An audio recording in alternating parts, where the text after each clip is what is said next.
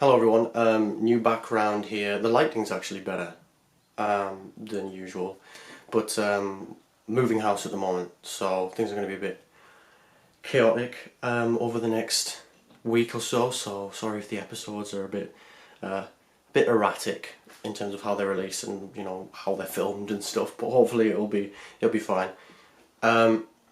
Just doing a quick video today to talk about the New York City election. They've just voted on their Democratic candidates, determining who will be the Democratic nominee to be New York's mayor. And of course, being a very progressive sort of liberal place in America, likelihood is that the Democrat candidate will win. Not entirely, not 100%, but it's very likely that'll happen.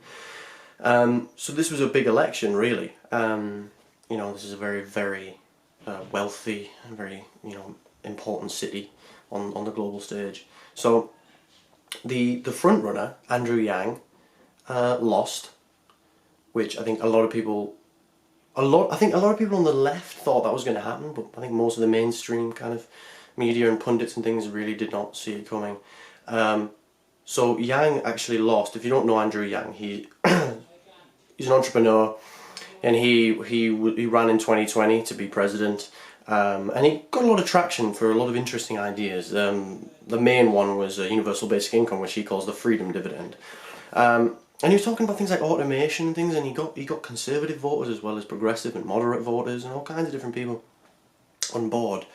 But ultimately he wasn't very successful.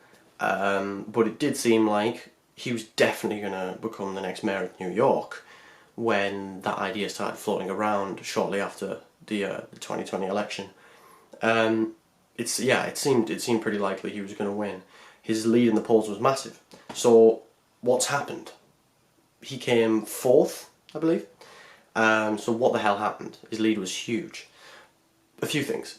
Essentially, they're all under the umbrella of taking the electorate for granted and becoming not so much the outsider that everyone thought he was or that he was in the 2020 election, and more of a just kind of bog standard politician with the odd idea that's a little bit out there. So he tweeted something during when there was all that media coverage of the Israeli occupation and the atrocities that were being committed by the Israeli government on the people of Palestine, and the responsive terrorist attacks that were happening from Hamas as well. And he tweeted his full support for Israel, right? And he basically condemned the violence of Hamas, but was proclaiming how, essentially Israel had done no wrong, and he's standing up for them, and he, was on their side and things. And in a situation where, it's actually the Israeli army that's causing the vast majority of the suffering and the deaths, much more of the violence and the displacement of people is caused by Israel and it is by Hamas and other Palestinian organisations. It's quite clear that this isn't a situation where Israel is the only victim. It is doing its fair share of horrendous atrocities, right? And he got absolutely slated on Twitter for that. And I was frankly very surprised to see him saying that. But because as a sort of outsider candidate, I thought he'd be good with the whole Palestinian Israeli situation, and he'd kind of navigate that quite well, because I think a lot of ordinary people do navigate it quite well because they haven't been kind of bogged down in all the difficulties and the trappings of politics that mean people have choose one side or another rather than kind of just saying it like it is, which I'd like to think we did when we covered it on the show. But Yang made a big mistake there. He then apologised, but didn't really apologise. It was kind of a non-apology. He said that he, he still, supported Israel and everything. He just, he was going to learn more. And it was one of those apologies that's kind of like, oh, I'm sorry if you felt that I was wrong. It was kind of like that. So, really wasn't a good apology. His polling plummeted after that. Now, I don't know if that was the reason, or if there was something else that I didn't pick up on. You guys can, if you have an idea, you pick up in the comment. You've picked up on, just leave it in the comments, because I'm interested to know. But I believe that was the main crux of it. There were also other problems, like how he talked contacted Elon Musk and asked on Twitter, like publicly, added him on Twitter, asking about, you know, helping New York with an electric bus service, I think it was, which is ridiculous because Tesla doesn't even do that. Elon Musk isn't even a particularly knowledgeable guy when it comes to these things. His engineers know a lot more than that. Obviously, you wouldn't contact them, but you know what I mean. It just seems like it was more of a PR stunt. And obviously, there's plenty of other organisations that you could go for that have a much better track record when it comes to working conditions and human rights and things than Tesla, that are more proficient in public transportation, that's eco-friendly and that's electronic. So that was ridiculous.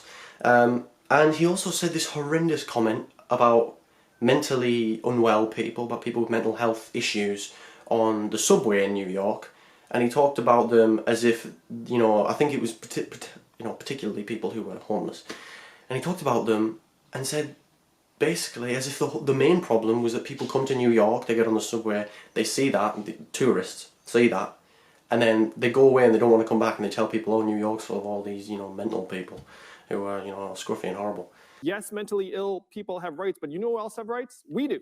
The people and families of the city. We have the right to walk the street and not fear for our safety because a mentally ill person is going to lash out at us. That was, you know, obviously that isn't word for word what he said, but that was his argument about why New York needs to solve issues like that, rather than we need to help our people. And it's a disgrace that in the United States of America we have homeless people, we have people in destitution, in poverty, we have this, that and the other. And you know, he has touched on some really important issues at times, Andrew Yang, but this campaign, man, he did not cover himself in glory.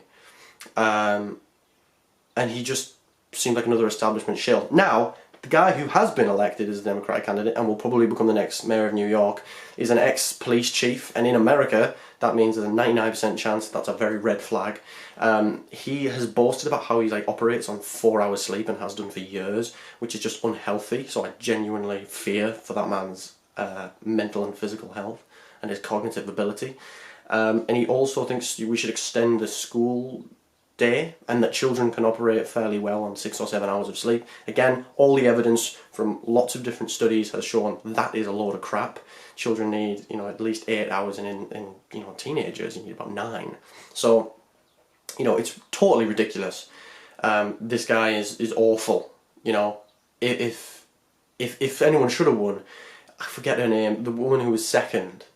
I saw a bunch of her policies. She had some good ideas.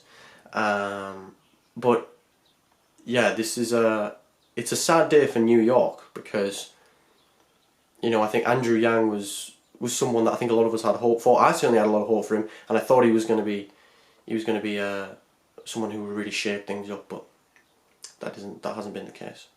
So New York is going to be stuck between a rock and a hard place, as per usual, with their elections, the general that's coming up to elect the mayor.